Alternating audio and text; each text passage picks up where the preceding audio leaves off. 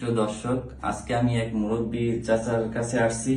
উনি একটা ছোট্ট দোকান চালাইতো, যা থেকে ইনকাম করে ওনার ফ্যামিলি। ওনার একটা ছেলে ছিল, বাট ছেলেটা আসলে বাড়ি থাকতে পারে না, যে কোনো ঝামেলা, মানে অনেক টাকা দেনা হয়ে গেছে রাজমিস্ত্রির কাজ করতে, এই জন্য সে দূরে চলে গেছে। এখন ওনার 4টা নাতি ছিল এবং পুতের বউ, তার উনি খরচ চালাইতে হয়েছে। ছোট একটা দোকান আছে। এখন উনি খুবই অসুস্থ, যার কারণে দোকানটা কন্টিনিউ করতে পারে না। আর ওনার দোকানটা আমি দেখছি অনেকবার, দোকানে হয়তো সর্বোচ্চ মাল হইবে 2 থেকে 3 হাজার টাকা।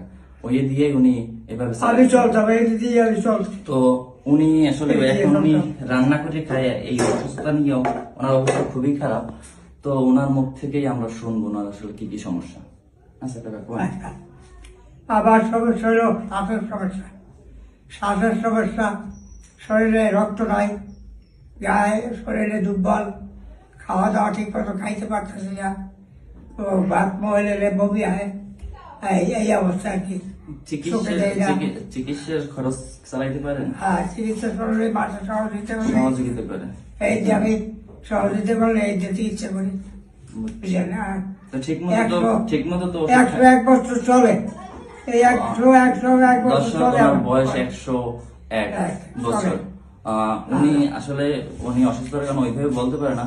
উনি আসলে আপনি চিকিৎসার খরচ তো পুরোভাবে চালাইতে পারেন না, মানুষ যেটা দেয় ওইটা দিয়ে।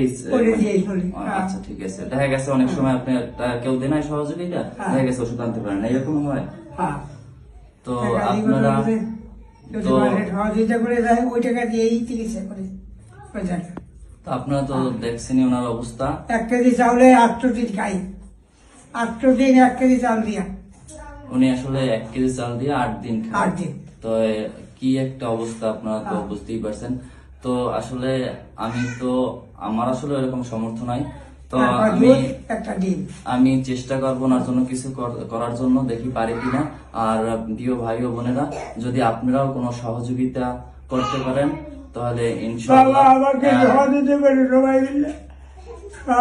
আমার কিছুই নাই, জায়গা সম্পত্তি কিছুই নাই, খালি তো আমি ওনার ফোন নাম্বারটা স্ক্রিনে দিয়ে রাখবো, আপনারা যারা যারা সহযোগিতা করবেন ওই নাম্বারে যোগাযোগ করবেন। আর দ্বিতীয় কথা, যারা একেবারেই সহযোগিতা করতে পারেন তারা অন্তপক্ষে একটা শেয়ার দিয়ে দিন, দেখা গেছে আপনার এই শেয়ারের মাধ্যমে অনেকে দেখে অনেকে সহযোগিতা করতে পারবে। সবাই ভালো থাকবেন আর টাকার জন্য দোয়া করবেন, যেন অতি তাড়াতাড়ি সুস্থ হয়ে স্বাভাবিক।